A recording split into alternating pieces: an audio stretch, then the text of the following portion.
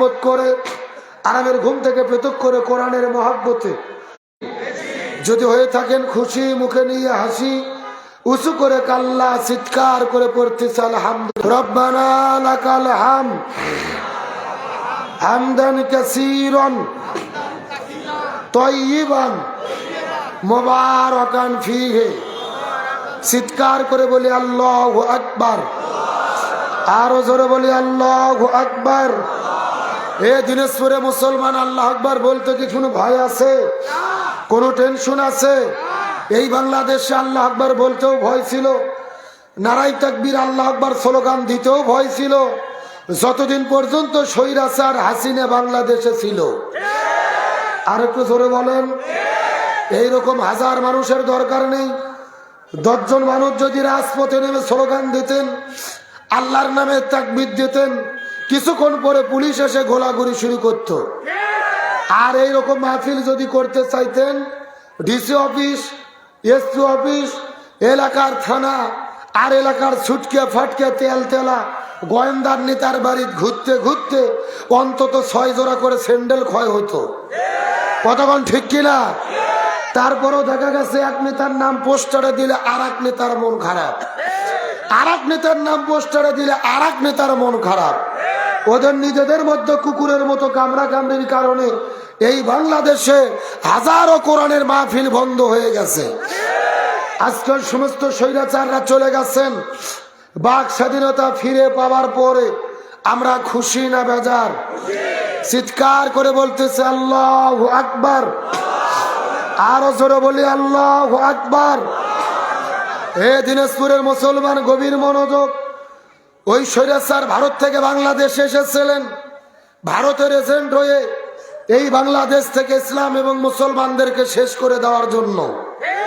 তার ধারাবাহিকতায় আমরা দেখেছি গত 16 বছরের ভেতরে শিক্ষা ব্যবস্থার মধ্য থেকে কোরআন হাদিসের শিক্ষাকে বাদ দিয়ে তারা ঢুকিয়ে দিয়েছিল বান্দরের শিক্ষা। হাজারো আলেমদেরকে জেলেবন্দি করেছে, দাড়ি টুপিওয়ালাদেরকে জঙ্গি নাটক করেছে।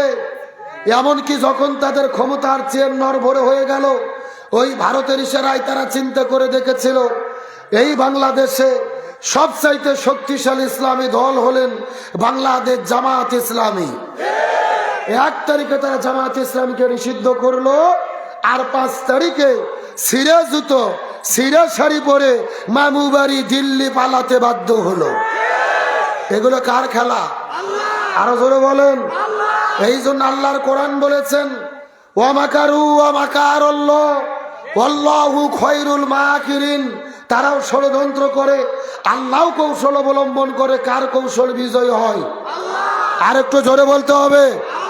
ওই ভারতে পালিয়ে যাওয়ার পরে ওখান থেকে আমেরিকা যেতে চেয়েছে, ভিসা পায় নাই। লন্ডনে যেতে চেয়েছে, ভিসা পায় নাই। কানাডা যেতে চেয়েছে, ভিসা পায় নাই। কোরআনের পাকে আল্লামা সাইদি বলেছিল এমন একটা সময় আসবে এই স্বৈরাচাররা পালানোর জন্য ইঁদুরের গর্তও খুঁজে পাবে না। ওই কোরআনের পাকে আল্লামা সাইদি যে বক্তব্য দিয়েছে, আজকে স্বৈরাচারদের সঙ্গে বক্তব্যটা 100% মিলে গেছে। কিন্তু আমি শুরুতেই বলতে চাই, এ দিনাজপুরের মুসলমান, ওই স্বৈরাচার ভারতে পালিয়ে গেছেন, কিন্তু তার ষড়যন্ত্র কিন্তু বন্ধ হয়নি। ওখান থেকে ষড়যন্ত্র করতেছে, দিল্লি থেকে ষড়যন্ত্র করতেছে।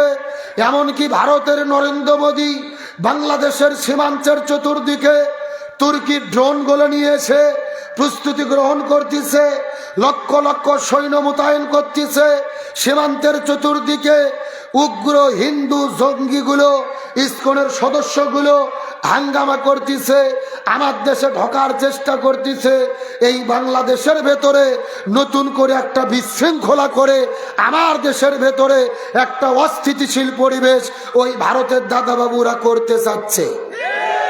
গভীর মনোযোগ, আমাদেরকে সচেতন থাকতে হবে। ড্রোন নিক্ষেপ করার প্রস্তুতি নিচ্ছে, সৈন্যবাহিনীদেরকে প্রস্তুতি নিচ্ছে, রেডি করতেছে। এই বাংলাদেশের মধ্যে তার একটা হাঙ্গামা তৈরি করে ওই স্বৈরাচারদেরকে আবারও দেশের মধ্যে ঢুকাতে চায়। আমরা দেখেছি 1 সপ্তাহ আগে বাংলাদেশের পতাকায় আগুন দিয়েছে, ডক্টর মোহাম্মদ ইউনূসের ছবিতে আগুন দিয়েছে, আমাদের দূতাবাস ভাঙচুর করেছে। আমরা নরেন্দ্র মোদীদেরকে বলতে চাই, তোমরা শুধু বাংলাদেশের পতাকায় আগুন দাও নাই, বাংলাদেশের পতাকায় আগুন দেওয়ার মাধ্যমে আমার দেশের 18 কোটি মানুষের কলিজায় তোমরা আগুন লাগিয়ে দিয়েছ। কিন্তু আমি মনে করি ভারতের নরেন্দ্র মোদী বাংলাদেশের বিরুদ্ধে ষড়যন্ত্র করে এক দিক দিয়ে আমাদের লাভই করেছে। জোরে বলেন কি করছে? এখন প্রশ্ন, হুজুর লাভ কেমনে করলো? ভারত আমাদের বিরুদ্ধে ষড়যন্ত্র করে আমাদের লাভ করেছে, আমাদের উপকার করেছে। কেমনে? 1971 সাল থেকে শুরু করে 54 বছর হয়ে গেল বাংলাদেশের কোনো দলকে একতাবদ্ধ করে আমরা জাতীয় ঐক্য গঠন করতে পারিনি। কিন্তু ভারত যখন আমাদের দূতাবাসে হামলা করেছে, ডক্টর ইউনূসের নেতৃত্বে বাংলাদেশের প্রত্যেকটা রাজনৈতিক দল একতাবদ্ধ হয়ে জাতীয় ঐক্য গঠন করেছে। বিএনপির স্বার্থে কাজ করতে পারে, জামাতের স্বার্থে কাজ করতে পারে, চরমোনাইয়ের স্বার্থে কাজ করতে পারে। কিন্তু বর্তমানে বাংলাদেশের প্রতিটা রাজনৈতিক দল শপথ গ্রহণ করেছে দেশের স্বাধীনতা সার্বভৌমত্ব রক্ষার প্রশ্নে আমরা বাংলাদেশের 18 কোটি মানুষ এক দল। আরো জোরে বলেন। ওই ভারতের মিডিয়াগুলো সারাদিন বাংলাদেশের বিরুদ্ধে মিথ্যে খবর প্রচার করতেছে। ভারতের কিছু কিছু চ্যানেল আছে আর কিছু কিছু সাংবাদিক আছে, মনে হচ্ছে সাংবাদিকগুলো সংবাদ পড়ে না, ওরা মলম বিক্রি করে। এ যেরকম কি বিক্রি করে আপনারা দেখবেন পার্বতীপুর বাজারে আগে কিন্তু হকাররা এসে পাগলা মলম বিক্রি করতো, শ্রীপুরের ট্যাবলেট বিক্রি করতো। এ কথা কোন টাকা? ওই রকম যেরকম লাফালাফি করে ছাগলের 3 নম্বর বাচ্চার মতো লাফাই, বলে এই যে হিন্দুদের বাড়িতে হামলা হলো, এই যে মূর্তি ভাঙলো, এই যে হিন্দুরা শেষ হয়ে গেল, এমন ভাবে লাফাই মনে হয় ছাগলের 3 নম্বর বাচ্চা। কথা কর না কে? গভীর মনোযোগ ভালো করে বুঝবেন। আমার মনে বলে এদের ব্যবহারের চাইতে বাংলাদেশের কুকুরের ব্যবহারও ভালো আছে। তার মধ্যে অন্যতম একজন এই মলম বিক্রেতা, যার নাম হলো ময়ূক রঞ্জন ঘোষ। ময়ূক রঞ্জন ঘোষ 3 দিন আগে বলতেছে যে চট্টগ্রাম থাকবে না, আমরা নিয়ে নেব। মনে হচ্ছে মামুর বাড়ির আবদার। কথা কন না কে? আবার বলতেছে বাংলাদেশ থাকবে না, বাংলাদেশ ভারতের হয়ে যাবে। আমার তো মনে বলে এই ময়ূক রঞ্জন ঘোষকে, এর শরীরে চুলকনি ব্যারাম আছে, ইচ্ছা মতো জাগা মতো পাগলা মলম লাগানো দরকার। তাতেও যদি কাজ না হয় বাংলাদেশের হিমায়তপুরে নিয়ে এসে পাগলা গারদে চিকিৎসা দেওয়া দরকার। আমরা পরিষ্কার করে বলতে চাই, বাংলাদেশের হিন্দুদের কেউ হামলা করেনি, বরং বাংলাদেশের হিন্দুরা বাংলাদেশে জামাই আদরে বসবাস করতেছে। এই যে দুর্গাপূজা চলে গেল, জামাতের নেতৃবৃন্দ, বিএনপির নেতৃবৃন্দ তাদের দুর্গায় গিয়ে তাদের নিরাপত্তা দিয়েছে। আমরা তাদের মন্দির নিরাপত্তা দেই, আর ওরা আমাদের মসজিদকে ধ্বংস করে ফেলে। মমতা ব্যানার্জি আবার বলেছে বাংলাদেশে শান্তিরক্ষী পাঠাতে হবে। আমরা মমতা ব্যানার্জিকে বলি, দিদি আমার দেশে শান্তিরক্ষীর দরকার নেই, শান্তিরক্ষী যদি প্রয়োজন হয় আপনাদের ভারতে নিয়োগ করেন। আসামে মুসলমান হত্যা হচ্ছে, গুজরাটে মুসলমান হত্যা হচ্ছে, মুসলমানদের কলিজার টুকরা বাবরি মসজিদ ভেঙে তারা রাম মন্দির তৈরি করেছে। তার মানে শান্তিরক্ষী বাংলাদেশে দরকার নয়, দরকার হলো ওই ভারতে মুসলমানদের হেফাজত করার জন্য। সুতরাং আজকের প্রোগ্রাম থেকে পরিষ্কার করে বলতে চাই, এই বাংলার জমিন আমাদের প্রিয় ভাই আবু সাইদ বন্দুকের গুলির কাছে বুক পাতিয়ে দিয়ে আমাদের রংপুরে চিৎকার করে বলেছিল, আমার মনে দারুণ ঝড়, বুক পেতেছি গুলি কর। একে 4টা গুলি করে তার বুককে ঝাঁঝলা করে দিয়েছে। মুগ্ধ ভাই পানি বিতরণ করতে গিয়ে শহীদ হয়েছে। 1700 ছাত্র জনতা জীবন দিয়ে বাংলাদেশ স্বাধীনতা অর্জন করলো। 18 কোটি মানুষ দেশের রাজপথে নেমেছে। আমরা বলি, আবারও যদি ভারত আমাদের দেশের বিরুদ্ধে ষড়যন্ত্র করে আমার দেশের স্বাধীনতা সার্বভৌমত্ব নিয়ে সিনিমিনি খেলতে চাই, এই বাংলার জমিনের 18 কোটি জনগণ হাতে হাত রেখে, কাঁধে কাঁধ রেখে, মাথার মধ্য কাপড়ের কাপড় বেঁধে আমার দেশের স্বাধীনতা সার্বভৌমত্ব রক্ষার জন্য 1 ইঞ্চি মাটি ওই ভারতের দাদা বাবুদেরকে আমরা নিতে দেব না। কারা কারা রাজি আছেন? 2টি হাত আল্লাহকে তুলে দেখান।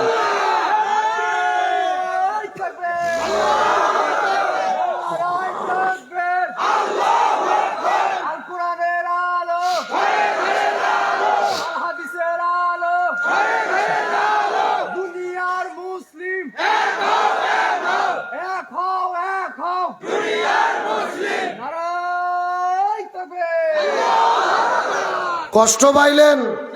মন খারাপ করলেন? বর্তমান প্রেক্ষাপটে এই বিষয়টা আমাদের সকলের জানা দরকার ছিল। তার কারণ কি? গভীর মনোযোগ। ওই ভারতের ষড়যন্ত্র শেষ নেই। আমরা এতদিন শুনতাম ভারত নাকি আমাদের বন্ধু রাষ্ট্র। জোরে বলেন, কি রাষ্ট্র? ওরা কেমন বন্ধু? একজন মনীষী বলেছে, ভারত যার বন্ধু তাদের শত্রুর দরকার নেই। আচ্ছা, আমার দিকে তাকান। আপনাদের বাড়ির কাছে যদি আপনার বন্ধুর বাড়ি থাকে, আর ওই বন্ধু যদি আপনার বাড়ির সামনে তার কাটার বেড়া দেয়, ও বন্ধু না শত্রু? এ কথা কন না কে? পৃথিবীর কোন দেশে তার কাটার বেড়া নেই, অথচ বাংলাদেশের চতুর্দিকে তার কাটা বেড়া। প্রতিদিন সীমান্তে মানুষকে হত্যা করে। ভারত থেকে 57টা নদী বাংলাদেশে এসেছে, তার 54টা নদীর ভেতরে তারা বাঁধ নির্মাণ করেছে। ফারাক্কা বাঁধ, তিস্তা বাঁধ, টিপাই মুখ বাঁধ। খরার দিনে পানি আটকাইয়া আমাদেরকে না খাওয়াইয়া মারে, আর বন্যার দিনে পানি ছেড়ে দিয়ে আমাদেরকে ডুবাইয়া মারে। এরই নাম হলো ভারত। আসলে ভারত বাংলাদেশের জনগণের বন্ধু না, ওরা ছিল শুধু স্বৈরাচার হাসিনের বন্ধু। কথা কন না কে? ওই ভারতের মিডিয়া বলতেছে হাসিনা নরেন্দ্র মোদীর দাসীর মতো খেদমত করছে, দাসী। আর ওই ভারতের একটা মুসলিম নেতা আসাদউদ্দিন ওয়াইসি, ও বলতিছে, ও নরেন্দ্র মোদী, হাসিনার সঙ্গে তোমার কিসের প্রীতি? হাসিনাকে তালাক দেগা, তালাক দেগা। এ মিডিয়াতে দেখছেন না? বলতিছে হাসিনাকে তালাক দাও, তালাক দাও, মানে বাতিল করে দাও। হাসিনার সঙ্গে সম্পর্ক না করে বাংলাদেশের মানুষের সঙ্গে সম্পর্ক করো। বাংলাদেশের মানুষের সঙ্গে যদি সম্পর্ক করতো, এই দিন বর্তমানে দেখা লাগতো না। এই জন্য বলি, 24-এ দেশ নতুন করে স্বাধীন হয়েছে, এই বাংলার জমিনে আর কোনো ভারতের তাবেদারি মেনে নেওয়া হবে না। আসলে আমি এত কথা কেন বললাম? 1450 বছর আগে মক্কার দারুন নাদওয়া সংসদের ভেতরে আবু জেহেল ইসলামের বিরুদ্ধে, রসুলের বিরুদ্ধে যেই 3টে ষড়যন্ত্র করেছিল, গত 16 বছরের ভেতরে আমার দেশের এই স্বৈরাচাররাও একই রকম 3টে ষড়যন্ত্র করেছে। এই 3টে ষড়যন্ত্রগুলো কি কি আমাদের কোরআন থেকে জানার দরকার আছে না নাই? আমার প্রিয় বন্ধুগণ, মুসলমান ভাইরা, গভীর মনোযোগ। আজ থেকে 1450 বছর আগে মক্কার দারুন নাদওয়া সংসদের ভেতরে রসুলের বিরুদ্ধে আবু জেহেল 3টে ষড়যন্ত্র করেছিল। গত 16 বছরের ভেতরে বাংলাদেশের ভেতরে আমার দেশের স্বৈরাচারেরা একই রকম 3টা ষড়যন্ত্র করেছে। দলিল আল্লাহর কোরআনের মধ্য থেকে পাওয়া যায়। গভীর মনোযোগ বুঝবেন। সূরাটির নাম সূরা আনফাল, আয়াত নম্বর হলো 30। সূরাটির নাম হলো সূরা আনফাল, আয়াত নম্বর হলো 30। গভীর মনোযোগ দিয়ে বোঝার চেষ্টা করবেন। আল্লাহ কত চমৎকার করে বলে, ওয়া ইয ইয়ামকুরু বিকাল্লাযীনা কাফারু, ওয়া ইয ইয়ামকুরু বিকাল্লাযীনা কাফারু ইয়া রাসূলুল্লাহ। আবু জেহেল আপনার বিরুদ্ধে ষড়যন্ত্র করতেছে, কিয়ামত পর্যন্ত করবে। ইয়ামকুরু শব্দটি হলো মুজারের সিগা, বর্তমান, ভবিষ্যৎ, প্রেজেন্ট, ফিউচার। আল্লাহ বলে, ইয়া রাসূলুল্লাহ, আবু জেহেল আপনার বিরুদ্ধে ষড়যন্ত্র করতেছে, কিয়ামত পর্যন্ত করবে। এখন আমি আপনাদেরকে জিজ্ঞাসা করি, বলেন তো দেখি, কিয়ামত পর্যন্ত আবু জেহেল কি বেঁচে থাকবে? তাহলে আল্লাহ মনে হয় ভুল করে লিখেছে। আপনাদের কি মনে হয় আল্লাহ কি ভুল করে? আল্লাহ ভুল করে এমন কথা বললে এমন থাকবে, মুরব্বী মুরব্বী, এ মুরব্বী, কে রে, 3 জন উঠে গেলে এরা কারা? না না না, ওদের যদি পেশাব লাগে অন্য সবাই যাবে। আবু জেহেলের কথা শুনে উঠে যাওয়া লক্ষণ ভালো না। এ কথা কন না কে? ওরা যদি পেশাব করে জাগার মাল জাগাত ফেরত না আসে, তাহলে মনে করবেন ভেজাল আছে। আমার প্রিয় বন্ধুগণ, মুসলমান ভাইরা, গভীর মনোযোগ। কিয়ামত পর্যন্ত আবু জেহেল জমিনের মধ্যে থাকবে না। কিন্তু আল্লাহ তাআলা এমন কথা কেন বললেন? এই জায়গার মধ্যে যদি আল্লাহ ইয়ামকুরু শব্দ, মাকারা শব্দ ব্যবহার করতে অর্থ হয়ে যেত, কিন্তু আল্লাহ মাকারা না দিয়ে ইয়ামকুরু শব্দটি কেন ব্যবহার করলো? এই আয়াতের ব্যাপারে তামাম পৃথিবীর ভেতরে সমস্ত মুফাসসির কিরাম একমত পোষণ করেছেন, কিয়ামত পর্যন্ত আবু জেহেল থাকবে না। কিন্তু আবু জেহেলের নাতি পুতিরা, যোগ্য উত্তরসূরিরা কিয়ামত পর্যন্ত দেশে দেশে থাকবে। কিয়ামত পর্যন্ত আবু জেহেল জমিনের মধ্যে থাকবে। কে বলল? আসেন আমি যদি একটা কথা বানাইয়া বলি, কাসিদ আমার জব্বা কাটে নেবেন, আমার কোনো আপত্তি নেই। তবে আমি কোরআন থেকে দলিল দিয়ে যদি কথা বলি, আপনাদেরকে মেনে নিতে হবে। এ দিনেশ্বরে মুসলমান গভীর মনোযোগ। রসুল বলেন কিয়ামত পর্যন্ত আবু জেহেল থাকবে। আল্লাহ বলেন কিয়ামত পর্যন্ত আবু জেহেলের বংশধররা জমিনে থাকবে। রসুল আল্লাহর কাছে জিজ্ঞেস করে বলেন, আল্লাহ আমরা আবু জেহেলদেরকে চিনতে পারবো কেমনে? আল্লাহ বলে, ইয়া রাসূলুল্লাহ কিয়ামত পর্যন্ত আবু জেহেলে যারা হবে তারা সব সময় কাজ করবে তিনটা। জোরে বলেন কয়টা? আরো জোরে। আবু জেহেল সব সময় তিনটা কাজ করবে। তার মতো প্রথম নম্বর কাজ হলো এই জমিনের মধ্যে কোরআনের হক কথা যারা বলবে, কোরআনের সত্য কথা যারা বলবে, এই জমিনের মধ্যে দিন কায়েমের কথা যারা বলবে, প্রথম নম্বর কাজ হলো লিইউসবিতুকা, তাদেরকেই তারা জেলের ভেতরে বন্দি করবে। এখন আমি আপনাদেরকে জিজ্ঞাসা করি, বলেন তো দিনাজপুরের মুসলমান, এই গত 16 বছরের ভেতরে এই বাংলাদেশে আলেমদেরকে বন্দী করা হয়েছে নাকি হয় নাই? আমাদের প্রিয় ভাই মুফতি আমির গামজা, শাইখুল হাদিস আল্লামা মামুনুল হক, শিশু ভক্ত নামে পরিচিত রফিকুল ইসলাম মাদানী, ওই কোরআনের পাকে আল্লামা দিলওয়ার হোসেন সাইদি অর্ধশত বছর ধরে যিনি কোরআনের মাহফিলে আলোচনা করলো, যার আলোচনা শোনার পরে শত শত মানুষ কালেমা পড়ে মুসলমান হয়ে গেল। যেই মানুষটা কাবা ঘরের মধ্যে ঢুকে নামাজের অনুমতি পাইল, যেই মানুষটাকে বুকের মধ্যে জোরে ধরে কাবা শরীফের ইমামে চুমু খাইল, ওই কোরআনের পাকে আল্লামা সাইদিকে 13 বছর ধরে জেলের মধ্যে বন্দি করে রাখার পরে, ওই জেল থেকে বের করে হসপিটালের মধ্যে ভর্তি করার পরে ইনজেকশনের মধ্যে বিষ ঢুকাইয়া আল্লামা সাইদির শরীরে বিষ প্রয়োগ করে পরিকল্পিতভাবে তাকে হত্যা করেছে। আরো জোরে বলেন। 13 বছর ধরে আল্লামা সাইদিকে জেলে বন্দি রেখে হসপিটালে ভর্তি করে যেই ডাক্তারকে চিকিৎসা করার দায়িত্ব দিয়েছিল, ওই ডাক্তারের নাম হলেন ডাক্তার মুস্তফা জামান। ওই ডাক্তার কোন ডাক্তার? যেই ডাক্তার 2013 সালে শাহবাগের গণজাগরণ মঞ্চে দাঁড়িয়ে চিৎকার করে স্লোগান দিয়েছিল, সতে সাইদি তুই রাজাকার, তুই রাজাকার, সাইদির ফাঁসি চাই। যেই লোকটা আল্লামা সাইদির ফাঁসি চাইলো, ওই লোকটাকে দিল চিকিৎসা করার দায়িত্ব। আমাদের বগুড়ার ভাষায় বলে শিয়ালের কাছে ছাগল বাগি। ওই হসপিটালের 2টা নার্স বলেছে, আল্লামা সাইদির শরীরে যখন ইনজেকশন পুশ করেছে, তার কিছুক্ষণ পরে আল্লামা সাইদি মৃত্যুর কোলে ঢলে পড়েছে। তার মানে বোঝা গেল আল্লামা সাইদির মৃত্যু কোনো স্বাভাবিক মৃত্যু ছিল না, এটা পরিকল্পিত হত্যাকাণ্ড। সুতরাং বর্তমান সরকারকে বলি, ওই কোরআনের পাখি আল্লামা সাইদিকে পরিকল্পিতভাবে মৃত্যুর দিকে যারা ঠেলে দিয়েছে, এদের প্রত্যেকেই বিচার করে ফাঁসির দড়িতে ঝুলাতে হবে। তাহলে চিৎকার করে বলেন, আবু জেহেলরা কয়টা কাজ করবে?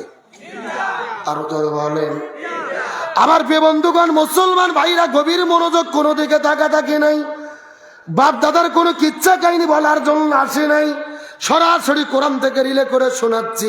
আবু জেহেল 3টা কাজ করে। প্রথম নম্বর কাজ হলো এই জমিনের মধ্যে কোরআনের হক কথা যারাই বলবে তাদেরকে তারা জেলের মধ্যে বন্দি করবে।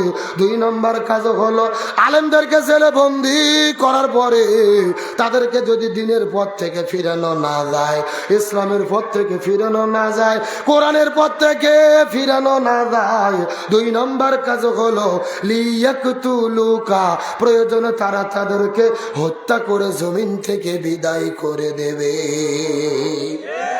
এই জমিনের মধ্যে লক্ষ্য করে দেখেন, গত 16 বছরের ভেতরে আমাদের নাকিব, আমাদের রাহবার মৌলানা মতিউর রহমান নিজামী, আব্দুল কাদের মোল্লা, সালাউদ্দিন কাদের শাখা চৌধুরী, ওই যে আপনার আলী হাসান মোহাম্মদ মুজাহিদ, এই মানুষগুলোকে গলার মধ্যে ফাঁসির দড়ি ঝুলাইয়া বিদায় করে দিয়েছে। এদের কোনো দোষ ছিল না, এদের কোনো অপরাধ ছিল না। এদের অপরাধ হলো একটা, এই জমিনের ভেতরে তারা কোরআনের রাষ্ট্র গঠনের স্বপ্ন দেখেছিল। এই জন্য 1 নম্বর জেলের মধ্যে বন্দি করবে, 2 নম্বর হত্যা করে জমিন থেকে বিদায় করে দেবে। আর 3 নম্বর কাজ হলো এই জমিনের মধ্যে যাদের জনপ্রিয়তা বেড়ে যাবে, যাদের মাহফিলে হাজার হাজার মানুষের উপস্থিতি ঘটবে, যাদের মাহফিলে দেশের যুবকেরা যাদের পেছনে পেছনে ছুটবে, এই জনপ্রিয় মানুষদেরকে এই দেশের ভেতরে তারা থাকতে দেবে না। লিখুরিজুকা, তাদেরকেই তারা দেশ থেকে বের করে দেবে। এই বাংলাদেশে কোরআনের পাখি আল্লামা সাঈদীর পরে যিনি সবচাইতে বেশি জনপ্রিয়তা অর্জন করেছিল, আমাদের প্রিয় ভাই ডক্টর মিজানুর রহমান আল আজহারি। ওই আজহারি ভাই জনপ্রিয়তা অর্জন করার কারণে এই দেশের মধ্যে তাকে থাকতে জায়গা দেওয়া হলো না, এই দেশ থেকে মালয়েশিয়া যাইতে বাধ্য করা হলো। এই জন্য আবু জেল্লা 3টা কাজ করবে। 1 নম্বর জেলে বন্দি করবে, 2 নম্বর হত্যা করবে, 3 নম্বর দেশ থেকে বের করে দেবে। এখন আমি আপনাদেরকে জিজ্ঞাসা করি, এই দিনাজপুরের মুসলমান চিৎকার করে বলেন তো, গত 16 বছরের ভেতরে এই 3টা কাজ আমার দেশের স্বৈরাচাররা করছে নাকি করে নাই? আরেকটু জোরে বলেন, জোরে বলেন, করছে নাকি করে নাই? তার মানে বোঝা গেল 1450 বছর আগের ওই মক্কার আবু জেহেল আর বাংলাদেশের গত 16 বছরের আবু জেহেল, এই 2 আবু জেহেলের ভেতরে বিন্দু মাত্র কোনো পার্থক্য নাই। ওই আবু জেহেল বিদায় নিয়ে চলে গেছে মক্কায়, কাবা ঘরের পাশে আবু জেহেলের বাড়ি, কিন্তু আবু জেহেলের বাড়ি আর বাড়ি নাই। আবু জেহেলের বাড়িকে আল্লাহ বানাইয়া দেশে ইন্টারন্যাশনাল পায়খানা। আর বাংলাদেশের স্বৈরাচার হাসিনা যেদিন পলে গেছে, ওদের গুলিস্তান বঙ্গবন্ধু এভিনিউয়ে 12 তলা অফিস ছিল, ওই 12 তলা অফিসটা হয়ে গেছে ওই ঢাকা শহরের টোকাইদের জন্য আন্তর্জাতিক পায়খানা। এ কথা কন না কা? পুরো ঢাকা শহরের টোকাইগুলো, রাস্তাঘাটের মানুষগুলো তাদের অফিসে গিয়ে প্রসাব পায়খানা করতেছে, নিশা করতেছে। আরবিতে একটা প্রবাদ বাক্য আছে, কামা তাদিন উতুদান, যেমন কর্ম তেমন ফল। জোরে বলেন, কথা ঠিক কিনা? কিন্তু আপনাদেরকে একটা কথা বলে আলোচনা শুরু করতে চাই। ওই স্বৈরাচার হাসিনের পথ ধরে, স্বৈরাচার হাসিনের পথের মতোই পথ ধরে আজকেও আর এক স্বৈরা শাসক পালিয়ে গেছে। ওই যে সিরিয়ার যিনি এতদিন শাসন করছে, বাশার আল আসাদ। জোরে বলেন, জোরে বলেন। ওই বাশার আল আসাদ 24 বছর ধরে স্বৈর শাসক ছিল সেই সিরিয়ার ভেতরে। ইমানদারদেরকে হত্যা করেছে, লক্ষ মানুষকে ঘর বাড়ি ছাড়া করেছে। আজকে ইমানদার মুজাহিদরা হাতের মধ্যে তরোয়াল নিয়ে আল্লাহ আকবার বলে যখন রাজপথে নেমেছে, 24 বছরের স্বৈর শাসক হাসিনের মতো পালিয়ে যেতে বাধ্য হয়েছে। আলহামদুলিল্লাহ বলেন। ওই সিরিয়ার লক্ষ লক্ষ মুসলমানেরা রাজপথে নেমে সিজদা করতেছে আল্লাহকে, নারাই তাকবীরের স্লোগান দিচ্ছে, আনন্দ মিছিল করতেছে, শুকুর গুজার করতেছে। আল্লাহর শুকুর গুজার করে তারা দেশকে জয়লাভ করে নিল। এই বিজয় শুধু সিরিয়ার বিজয় নয়, এই বিজয় হলো পুরো পৃথিবীর 200 কোটি মুসলমানদের বিজয়। তার কারণ তারা ঘোষণা করেছে সিরিয়াতে খেলাফত কায়েম হবে, কোরআন সুন্নাহর শাসন বাস্তবায়ন হবে। ওই বাশার আল আসাদ পালিয়ে গেল, তার বাবা ছিল হাফিজ আল আসাদ, তিনি শাসন করছে আরো 25 বছর, বাপ বেটা মিলে 50 বছর। 50 বছরের স্বৈর শাসকের পদত্যাগ হলো, অবসান হলো। যেই তারে পালিয়ে গেছে দেশ ছেড়ে বাশার আল আসাদ, ওই বাশার আল আসাদের মাথা ভাস্কর্য, হাফিজ আল আসাদের মাথা ভাস্কর্য মানুষ একেবারে ভেঙে মাটির সাথে মিশে দিয়ে তাদের মাথার উপরে ইচ্ছে মতো বাড়ি দিচ্ছে। এই বাংলাদেশে স্বৈরাচার হাসিনা যেদিন পালিয়ে গেল, বঙ্গবন্ধুর মূর্তি ভাঙা দেখছেন না? জোরে কোন দেখছেন না? আল্লাহর কোরআন বলেছিল, মিল্লাত আবিকুম ইব্রাহিম হুয়া সাম্মাকুমুল মুসলিমিন, তোমাদের জাতির পিতা ইব্রাহিম। আর এরা গত 16 বছরে বঙ্গবন্ধুকে জাতির পিতা বানায়া ভাস্কর্য তৈরি করে তার পূজা করেছিল। আল্লাহর কি খেলা, হাসিনা পালিয়ে যাওয়ার পরে 10 মিনিটের ভেতরে সব বঙ্গবন্ধু মাটির সাথে মিশে গেছে। আর ওই বাশার আল আসাদ পালিয়ে যাওয়ার পরে হাফিজ আল আসাদ, বাশার আল আসাদ, ওদের মূর্তিও মাটির সাথে মিশে গেছে। আজকে স্বৈরাচার পতনের জন্য তাম পৃথিবীর মানুষের আনন্দিত। হাসিনা পালিয়ে যেদিন গেছে আমরা আনন্দ পাইছি কি পাই নাই? আজকে বাশার আল আসাদ পালিয়ে গেছে, পৃথিবীর মানুষের আনন্দিত, আমরাও আনন্দিত। এই যে বাংলা বসন্ত শুরু হয়েছে, পুরো পৃথিবীতে আমাদের ছাত্র জনতার বাংলা বসন্ত ছড়িয়ে পড়তেছে। কিন্তু বাংলাদেশের মানুষ আরো বেশি খুশি হবে যদি নরেন্দ্র মোদী পালিয়ে যায়। এ কথা কন না কে? তার কারণ সবচেয়ে নাটের গুরু হলো নরেন্দ্র মোদী। ওই শেখ হাসিনা আবার বলতেছে আমি বাংলাদেশের সীমান্তের কাছে আছি, যে কোনো সময় শর্ট করে ঢুকে পড়তে পারি। কথা কন না কে? আমরা বলতেছি ম্যাডাম আপনি শর্ট করে ঢোকেন। বিশেষ অতিথি আমার ভাই বুঝতে পারেন আলহামদুলিল্লাহ।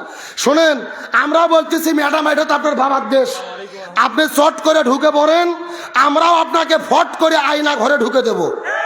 এ কথা কন না কে? কেন ওরা শর্ট করে ঢুকবে, আমরা ফিডার খাবো, আগুন চুষবো, ওরা শর্ট করে ঢুকবে, আমরা ফট করে কই ঢুকে দেবো? বুবু আইবা তুমি আইবা গো, এইবার আইসা বুবু ক্ষমতা পাইবা না। এ যারা মুখ খুলবে না মনে করবেন স্বৈরাচারের লোক। জোর বলেন ঠিক। বুবু আইবা তুমি আইবা গো, সেই দিন আইসা বুবু ক্ষমতা পাইবা না।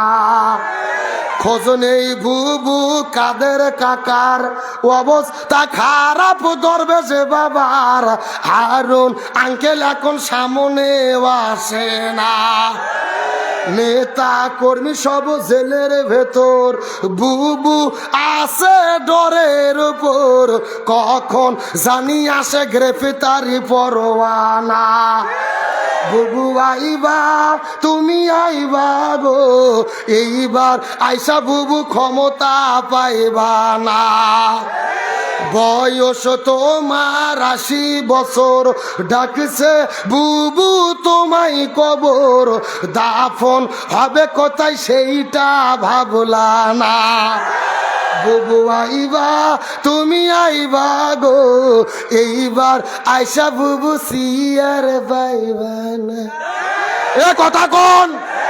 আল্লাহর কোরআন বলেছে কুতিবা আলাইকুমুল কিসাস, জীবনের পরিবর্তে জীবন, হাতের পরিবর্তে হাত, পায়ের পরিবর্তে পা, চোখের পরিবর্তে চোখ। এই আয়াতের ডিজিটাল ব্যাখ্যা হলো আয়না ঘরের পরিবর্তে আয়না ঘর। তার কারণে আয়না ঘরকে আমরা তৈরি করছি না, ওরাই করেছে। আমাদের প্রিয় ভাই ব্রিগেডিয়ার আমান আজমি, ব্যারিস্টার আরমানকে 13 বছর ধরে আয়না ঘরে বন্দি করে রেখেছিল।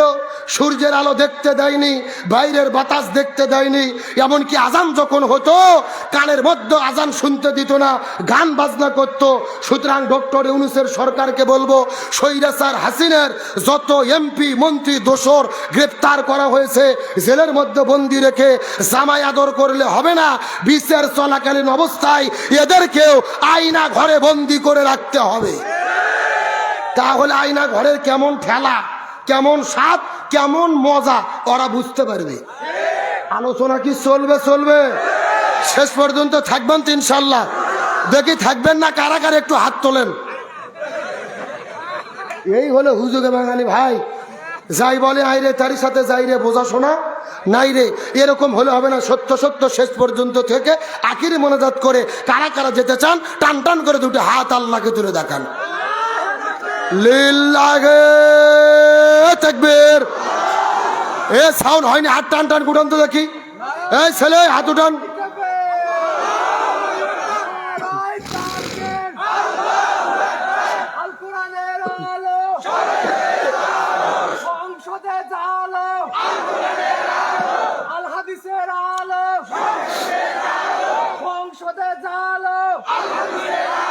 তোমার নেতা আমার নেতা।